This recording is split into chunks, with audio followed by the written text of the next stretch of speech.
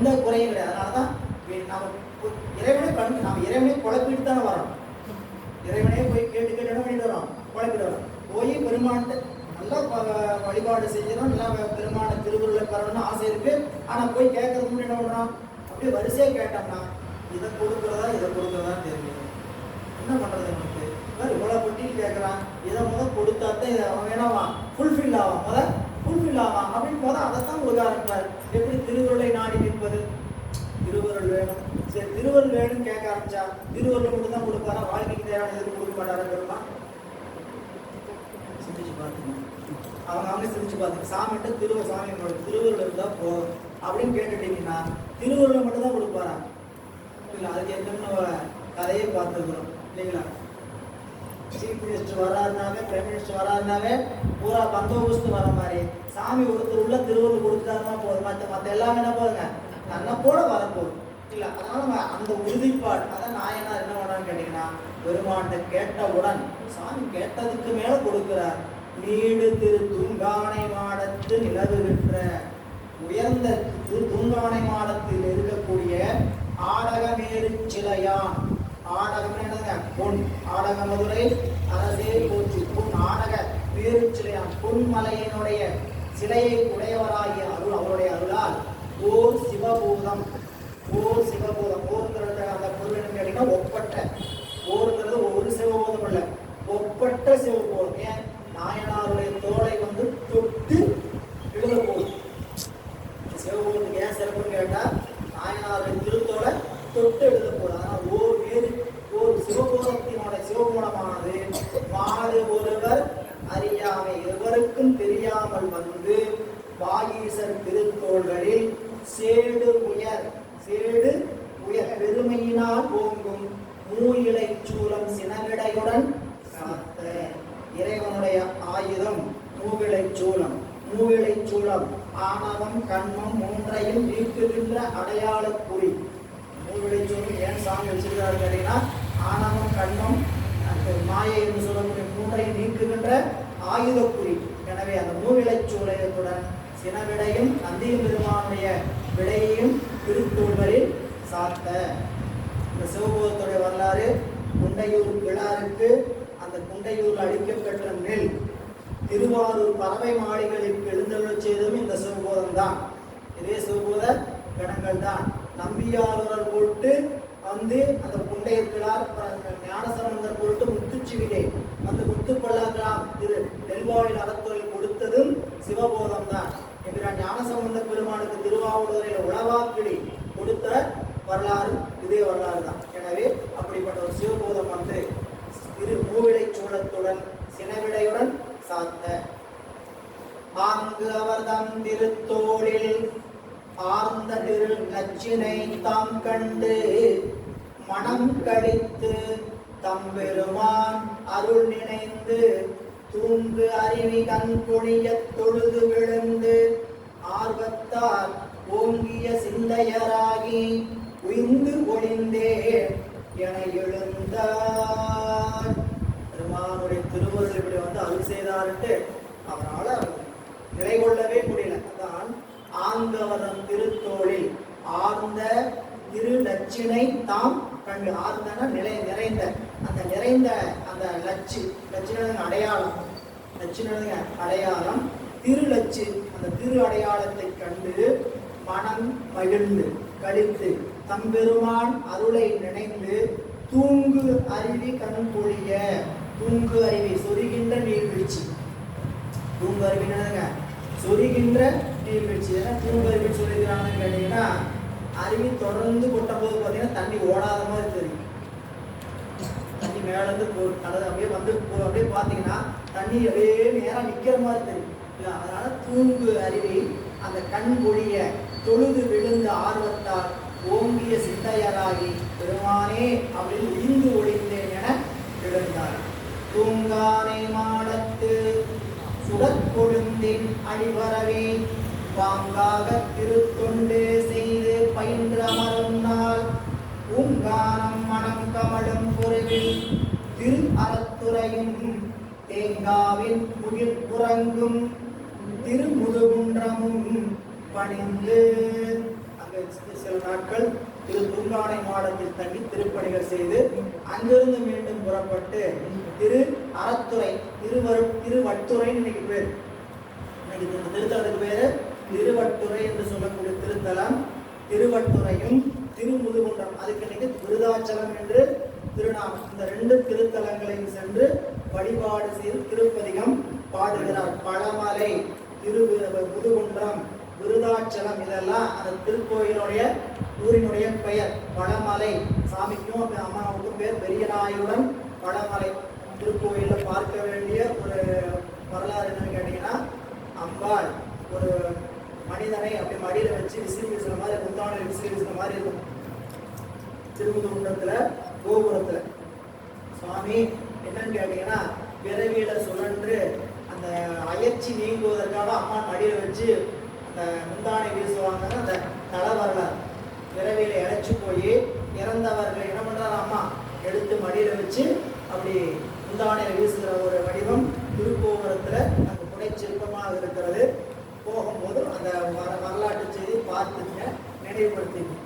எனவே தூங்கானை மாடத்து பெருமானை வணங்கி திருவட்டுறை என்று சொல்லக்கூடிய திரு அறத்துறையில 24வது திருப்பதிகம் திருக்குறுந்தொகை 26 திருக்குறுந்தொகை பாடல் கடவுளை என்று சொல்லக்கூடிய பாடல்.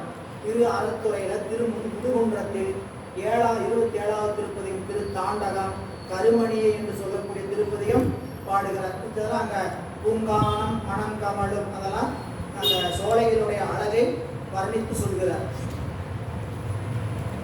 155வது பாடல்.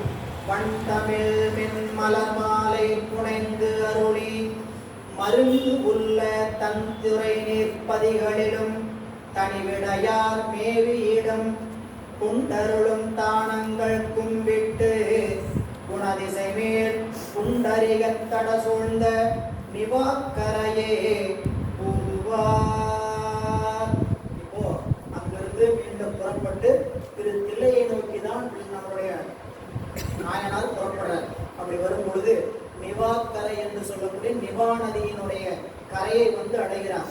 வன் தமிழ் மென்மலர் மாலை புனைந்து அருளி, பழமையான தமிழ் பெண்மலர் மாலை பாடி அருளி மருங்குள்ள அருகில் இருக்கக்கூடிய தன் துறை நீர்ப்பதிகள் குளிர்ந்த துறைகளை உடைய தலங்களை எல்லாம் தனி விடையார் ஒப்பற்ற விடையை பொருந்தி இருக்கக்கூடிய பெருமான் தானங்கள் கும்பிட்டு குணதிசை மேல் குணதிசைங்கிறது கிழக்கு திசை, கிழக்கு திசை மேல் போவதற்கு குண்டரிக தனம் சூழ்ந்த நிவாக்கரையே போதுவார். அப்ப நாயனார் இங்கிருந்து வராங்க.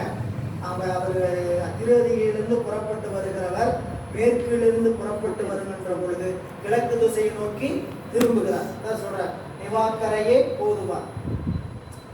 ஆனாத சீர்தில்லை அம்பலத்தே ஆடுகின்ற வானாறு புடை பறக்கும் மலச்சடையார் அடிவணங்கி ஊனாலும் உயிராலும் உள்ள பயன் கொல நினைந்து தேனாறு மலச்சோலை திருப்புனியோர் மருங்கு அணைந்தார்.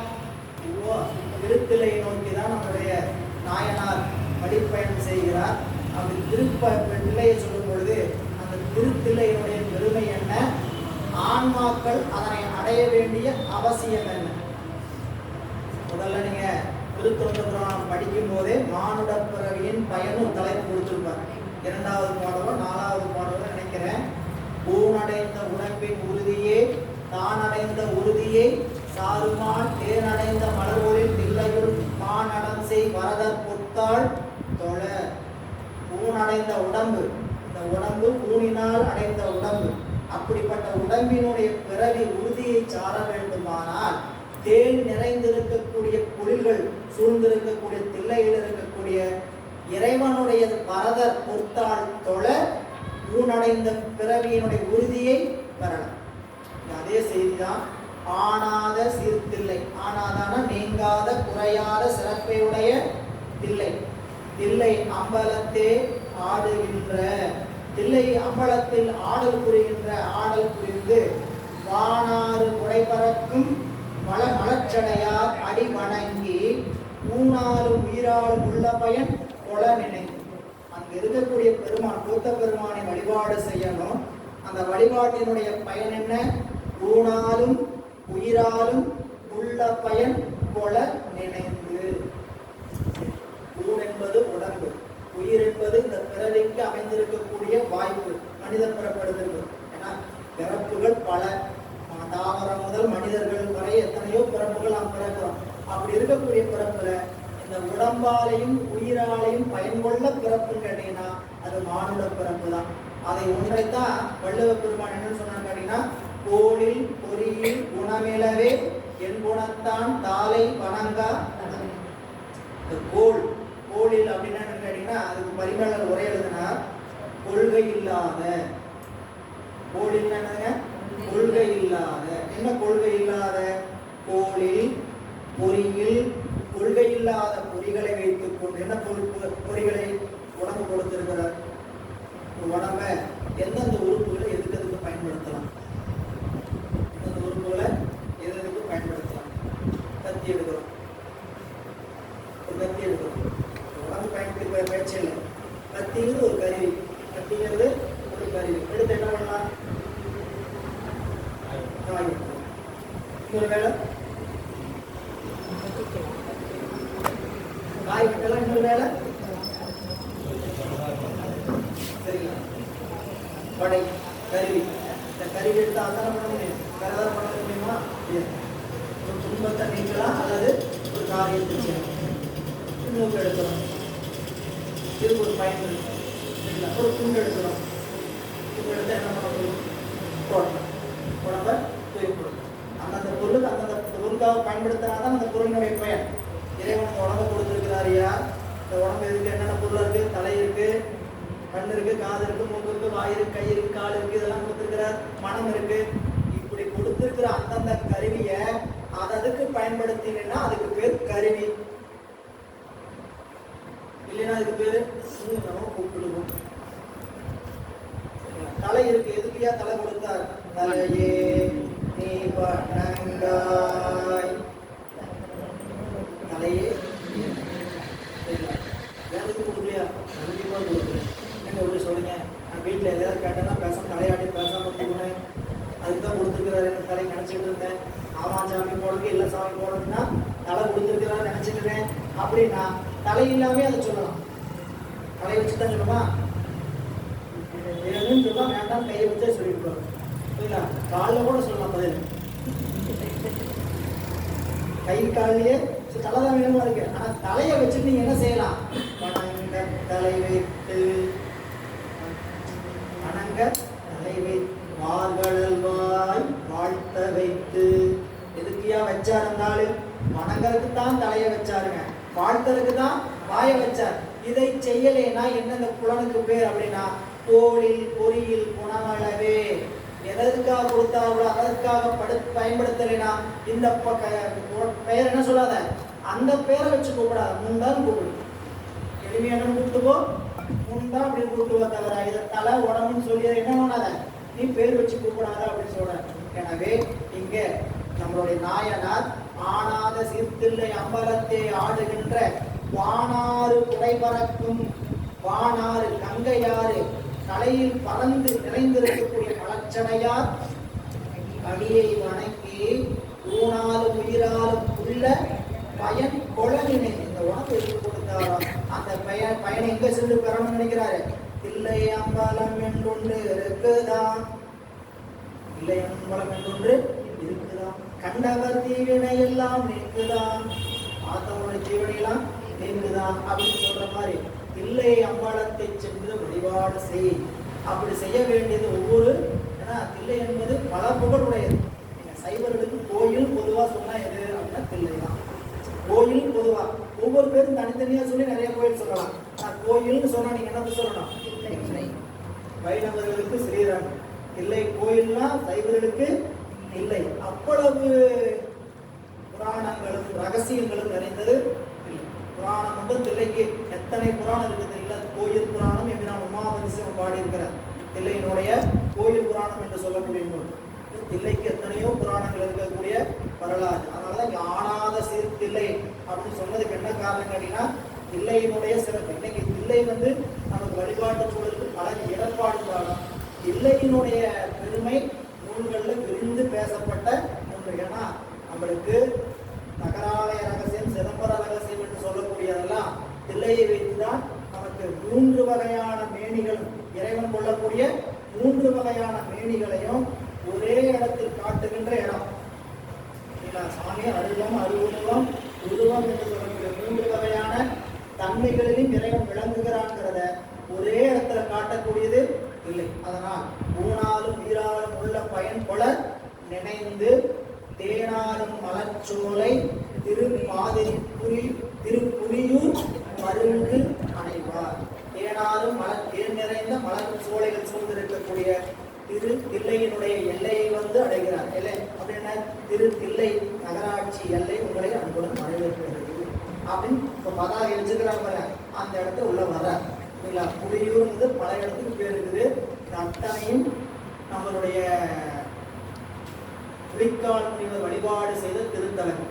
அவர் சொல்லி இருக்கத்த புலியூர், இது பெரும்பற்ற புலியூர், பாதிரி